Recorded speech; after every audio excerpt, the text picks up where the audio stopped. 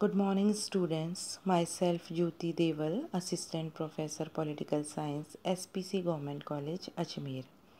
आप सभी जानते हैं कि कोविड-19 के चलते ऑफलाइन क्लासेस लेना पॉसिबल नहीं है, तो हम ऑनलाइन क्लासेस के थ्रू अपने विषय को, अपने टॉपिक को, अपने सब्जेक्ट को समझने का प्रयास करेंगे। मैं एमए फाइनल का जो ग्रुप सी है इंडियन पॉलिटिक्स, उसमें paper 1 federalism and state politics in India पढ़ाऊँगी। और आज जो टॉपिक मैं ले रही हूँ वो है the Indian federal system evolution and it's nature, यानी भारतीय संघ व्यवस्था, उसका विकास और उसका स्वरूप। आप सभी जानते हैं कि शक्तियों के विभाजन के आधार पर शासन व्यवस्था को दो भागों में बांटा जा सकता है। एकात्मक शासन व्यवस्था यूनिटरी फॉर्म ऑफ गवर्नमेंट और संघात्मक शासन व्यवस्था फेडरलिज्म या फेडरल सिस्टम। संघात्मक शासन व्यवस्था वह शासन व्यवस्था है जिसमें केंद्र और राज्यों के बीच में स्पष्ट शक्तियों का विभाजन होता है। और एकात्मक शासन व्यवस्था वह व्यवस्था है जिसमें शक्तियाँ जो हैं वो संपूर्ण शक्तियाँ केंद्र में निहित होती हैं। जब संविधान निर्माता संविधान का निर्माण कर रहे थे तो उनके सामने मुख्य प्रश्न ये था कि संविधान जो है उसका स्वरूप एकात्मक हो या संघात्मक हो। इस प्रश्न पर उन्होंने मध्यम मार्ग मिडिल पाथ को अपनाया और हमारा जो संविधान है वो ऊपर से हमें संघात्मक दिखाई देता है और अंदर से वो हमें एकात्मक दिखाई देता है। संविधान जो है वो भारत को राज्यों का संघ या संविधान जो है उसमें भारत को राज्यों का संघ या यूनियन ऑफ स्टेट जो है वो कहा गया है। और संविधान में जहाँ कहीं कहीं हमें संघवाद के लक्षण पाए जाते हैं, वहीं हमें एकात्मक राज्य के लक्षण भी संविधान में दिखाई देते हैं। संविधान निर्माता जो थे उनकी मंशा जो थी वो भारत में फेडरल सिस्टम की स्थापना करना तो थी, लेकिन संविधान में कहीं पर भी संघ या फेडरेशन शब्द का प्रयोग नहीं किया गया है, बल्कि संघ के स्थान पर राज्यों का संघ या यूनियन ऑफ स्टेट शब्द का प्रयोग किया गया है।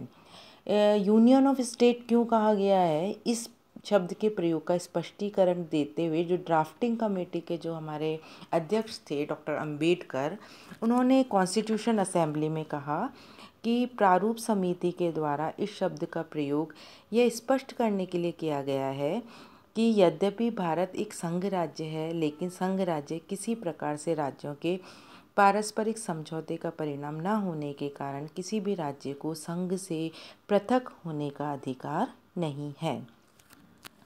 अब जब संविधान जो निर्माता थे उनमें ये एक गंभीर विवाद का विषय बन गया कि भारतीय संविधान जो है वो संघात्मक शासन व्यवस्था की स्थापना करता है या एकात्मक शासन व्यवस्था की स्थापना करता है। जो केसी वियर हैं उन्होंने कहा, India is unitary state with subsidiary federal principles rather than federal state with subsidiary unitary principles.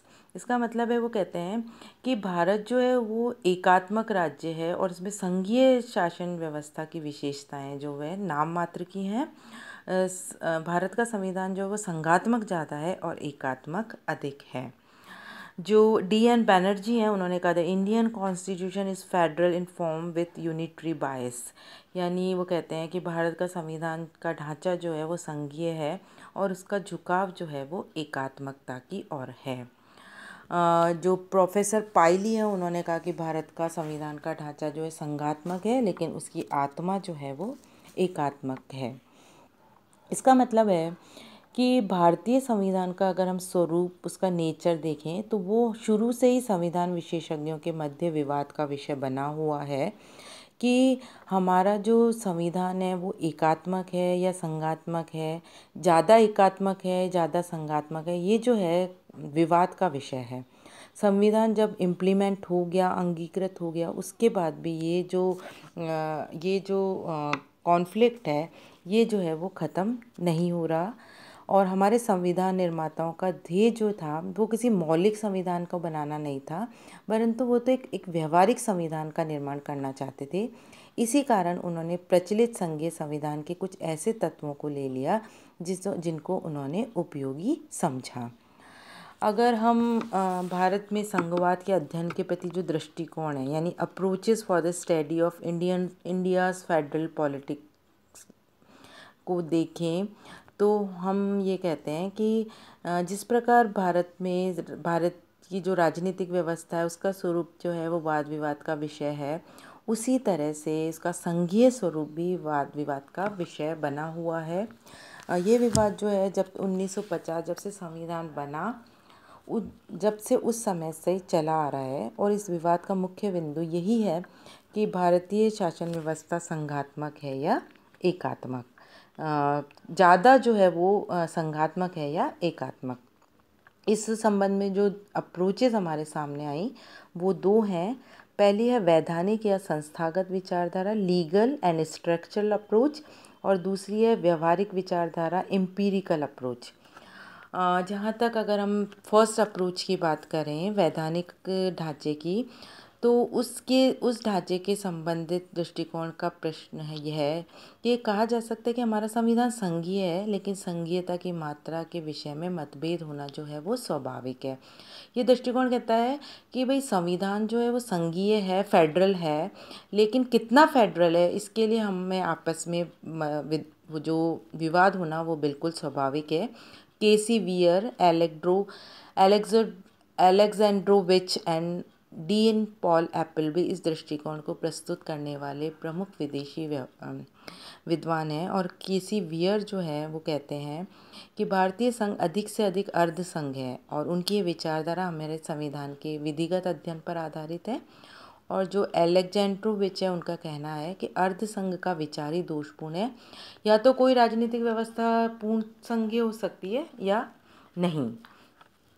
तो जो संस्थागत या वैधानिक जो ढांचा है वो ये कहता है कि जो भारतीय जो संघ है वो उसमें राज्यों की तुलना में केंद्र का जो पक्ष है वो अधिक शक्तिशाली है, और इस कारण से वैधानिक या परंपरागत दृष्टिकोण जो है उसकी आलोचना भी की गई। पहला जो आलोचना की गई वो ये है कि भारतीय संविधान जो है उसके द्वारा स्थापित संस्थाओं का जो औपचारिक विवेचना संविधान की गतिशीलता की उपेक्षा करती है। संविधान एक अस्थिपंजर मात्र है, और दलीय राजनीति जो है वो उसको जीवन और रक्त प्रदान करती है। जो दूसरी जो आलोचना की गई वो की गई कि वैधानिक दृष्टिकोण व्यवस्था के अंतर्गत आंतरिक कार्य की उपेक्षा करने के कारण सत्ताधारी जो निर्दिष्ट विभाजन के अंतर्गत होने वाले वास्तविक परिवर्तनों की विवेचना करने में विफल रहे हैं। तीसरी जो आलोचना की जाती है वो ये है कि परंपरागत जो वैधानिक दृष्टिकोण है ये दोहरे स्तर पर भी जोर देता है। एक तरफ तो अलग राज्यों की मांग जो है उसको वो नज़रअंदाज करता है, और परंपरागत दृष्टिकोण जो है वो कल्याणवाद, आर्थिक समृद्धि, समतावाद के परिप्रेक्ष्य में राजतंत्र की समस्याओं की अवहेलना करता है। दूसरा जो दृष्टिकोण है वो है संघात्मक दृष्टिकोण, फेडरल अप्रोच।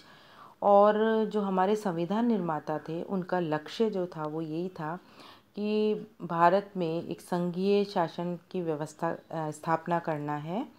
और भारत में जो संघीय व्यवस्था की स्थापना हुई वो ऐतिहासिक प्रक्रियाओं का परिणाम है, जिसका आरंभ जो है ब्रिटिश काल से ही हो गया था। मार्लेमेंटो सुधार, मॉन्टफोर्ट सुधार, साइमन कमीशन, नेहरू रिपोर्ट, 1935 का एक्ट जो है वो संघीय प्रक्रिया के प्रारंभिक चरण थे। डॉक्टर अंबेडकर जो हैं वो उन्होंने कहा कि ये भारत का संविधान जो एक संघीय संविधान है, केंद्र और राज्य दोनों का गठन जो है वो संविधान के द्वारा हुआ किया गया है, और दोनों की शक्तियां व अधिकार का स्रोत जो है वो संविधान है। अपने क्षेत्राधिकार में कोई किसी के अधीन नहीं है, और एक का अधिकार दूसरे का पूरक है। संघात्मक व्यवस्था इस दृष्टिकोण जो है इसके अनुसार संघात्मक व्यवस्था का मूल उद्देश्य जो है वो ये है कि केंद्र और राज्यों के बीच व्यवस्थापिका और कार्यपालिका के अधिकारों का विभाजन हो, जो किसी संसद द्वारा पारित विधि का प्रतिफल ना होकर संविधान द्वारा जो उल्लेखित जो प्रावधान है संविधान या कॉन्स्टिट्यूशन में जो प्रोविजंस हैं उनका रिजल्ट हो। और ये संविधान यानी भारत का संविधान जो है वो इसी उद्देश्य की पूर्ति करता है। इस सिद्धांत के अनुसार, इस अप्रोच या फेडरल अप्रोच या संघात्मक दृष्टिकोण के अनुसार संघवाद का मुख्य गुण जो है वो संविधान द्वारा केंद्र और राज्यों के बीच व्यवस्थापिका और कार्यपालिका की शक्तियों के वितरण में निहित है। हमारा संविधान इसी गुण का निरूपण करता है। अतः यह कहना जो है वो गलत है कि हमारा जो संविधान है उसमें राज्यों को केंद्र के अधीन रखा गया है। संविधान निर्माताओं का दृष्टिकोण संघात्मक ढांचे की स्थापना का अवश्य रहा है, फिर भी संविधान जो है वो कहीं कहीं हमें एकात्मक दिखाई देता है। भारत में अधिकांश जो है ज़्यादातर जो है संघात्मक शासन व्यवस्था के गुण हैं, फिर भी कहीं ना कहीं हमें एकात्मक शासन व्यवस्था के लक्षण भी दिखाई देते हैं। नेक्स्ट जो हमारा लेक्चर होगा उसमें हम भारतीय संविधान के संघात्मक लक्षण यानी federal features of Indian constitution और क्या संविधान का स्वरूप संघात्मक है, the constitution is federal in form, इसको समझने का प्रयास करेंगे। Thank you so much.